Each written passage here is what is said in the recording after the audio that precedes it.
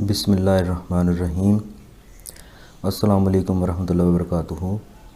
میں ہوں آپ کا ہوسٹ ڈاکٹر محمد آصف یونس۔ آج ہمارا موضوع ہے کہ ہمارے جسم میں کینسر کی ابتدا کیسے ہوتی ہے، یعنی شروع کس طرح سے ہوتا ہے، کینسر سیلز کیسے بننا شروع ہوتے ہیں، وہ کون سے عوامل ہیں، وہ کون سی خرابیاں ہیں جن کی وجہ سے کینسر سیل بننا شروع ہوتے ہیں اور ان کو بڑھنے کا موقع ملتا ہے۔ ہمارا جسم بہت خوبصورت طریقے سے ترتیب دیا گیا ہے۔ اس میں تمام نظام بڑے خوبصورت طریقے سے، بڑے ہارمونائزڈ اور بڑی ویل آرگنائزڈ طریقے سے کام کر رہے ہوتے ہیں۔ ہمارا جسم چھوٹے چھوٹے خلیات اور سیلز پہ مشتمل ہوتا ہے، اور یہ سیلز 1 سے 2، 2 سے 4، 4 سے 8 اس طرح سے بڑھتے رہتے ہیں۔ جیسے جیسے سیلز بڑھتے ہیں ویسے ویسے پچھلے والے سیلز، جو پرانے سیلز ہوتے ہیں، وہ مرتے رہتے ہیں۔ ہمارے جسم میں بننے والے سیلز، ان میں ہر سیل کے اوپر اپنی ایک آئیڈینٹی ہوتی ہے۔ جیسے اس کا ہر ایک کا اپنا ID نمبر ہوتا ہے، جیسا کہ ہر ایک کا اپنا فنگر پرنٹ ہوتا ہے۔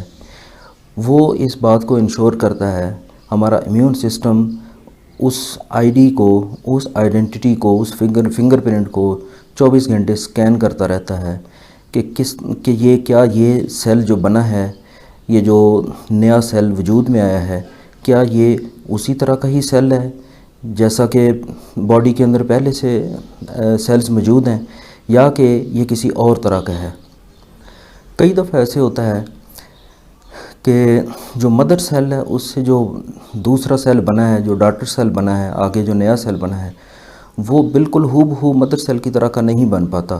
وہ اس میں کوئی ایسی خرابی آ جاتی ہے، کوئی ایسی کیمیکل چینج آ جاتی ہے، یا اس کے اسٹرکچر میں کوئی ایسی چیز مختلف ہو جاتی ہے کہ وہ اپنے مدر سیل سے تھوڑا مختلف ہو جاتا ہے۔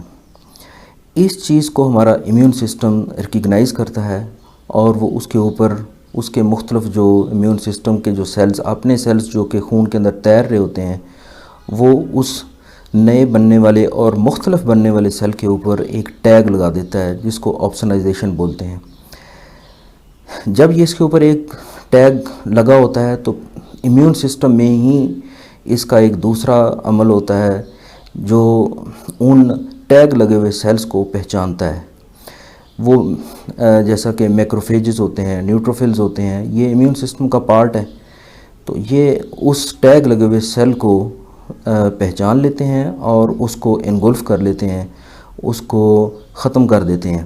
یہ پروسیس 24 گھنٹے ہمارے جسم میں جاری رہتا ہے، اور اس طرح سے ہم ہر نئے آنے والے سیلز، جو ایسے سیلز جن کی شکل پچھلے سیل سے مختلف ہوتی ہے، وہ مزید آگے نہیں بڑھ پاتے۔ لیکن اگر کسی وجہ سے یہ والا جو نارمل سسٹم ہو رہا ہے، اگر کسی وجہ سے اس کے اندر کوئی خرابی آ جائے، ہمارا امیون سسٹم اس نئے بننے والے سیل کو، جو کہ پچھلے مدر سیل سے مختلف بنا ہے، جس کا فنکشن مختلف ہے، اس کی شکل مختلف ہے، اس کا وہ کام کرنے کا انداز مختلف ہے، تو اس کو ہمارا امیون سسٹم اگر پہچان نہیں پاتا، تو ایسی صورت میں وہ سیل جسم کے اندر ایگزسٹ کرتا ہے، پھر وہ سیل بڑھنا شروع ہو جاتے ہیں، 1 سے 2، 2 سے 4، 4 سے 8، اس طرح سے وہ ایک سیلز کا ایک ڈھیر لگ جاتا ہے۔ چونکہ وہ سیل کسی پروگرام کے تحت نہیں بنا ہوتا، بلکہ ایک مختلف سیل ہوتا ہے، تو وہ سسٹم کو لے کے ساتھ نہیں چلتا۔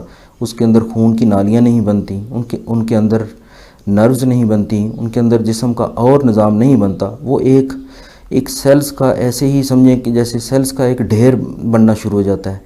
یہ ایسے ہی ہے جیسے ہماری کسی شہر کے اندر گلیاں، سڑکیں، سیوریج کا نظام، بجلی کا نظام، گزرنے کے راستے، یہ سارا کچھ نہ ہو، بلکہ مکان ایک دوسرے کے ساتھ جوڑ کے بنا دیے جائیں جن میں کوئی کسی قسم کا نظام نہ ہو، تو وہ وہاں پہ معاشرہ کس طرح سے آپ سمجھ سکتے ہیں کہ زندگی رواں دواں نہیں رہ سکتی۔ اسی طرح سے وہ بھی سیلز ایک ڈھیر کی شکل میں، ایک ہیپ کی شکل میں وہاں بڑھنا شروع ہو جاتے ہیں، اور ان کے اس نتیجے میں وہ ایک کینسر کا ایک ٹیومر، جس کو ہم کہہ دیتے ہیں کہ کینسر کی اگر رسولی بن گئی، کینسر کا ایک ٹیومر بن گیا، اسی چیز کو ہم کینسر کہہ دیتے ہیں۔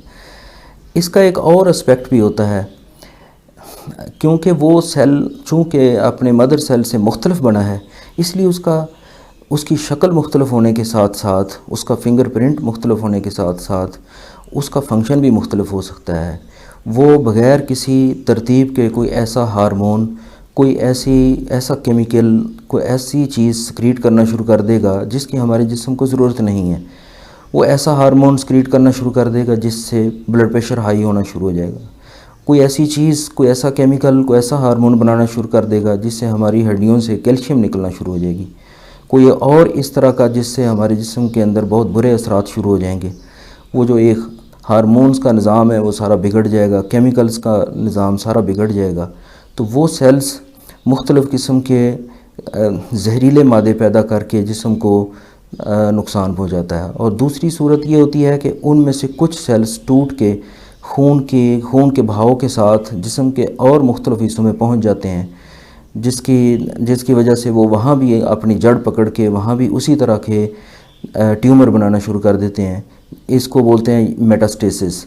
یہ میٹاسٹیسس جب ہوتی ہے تو یہ اس کی مختلف سٹیجز، یہ ایک اور موضوع ہے، لیکن اس ویڈیو میں یہ بتانا مقصود ہے کہ کینسر کی ابتدا کیسے ہوتی ہے، وہ کون سا نظام فیل ہوتا ہے جس کی وجہ سے کینسر کا سیل کو جڑ پکڑنے کا موقع ملتا ہے۔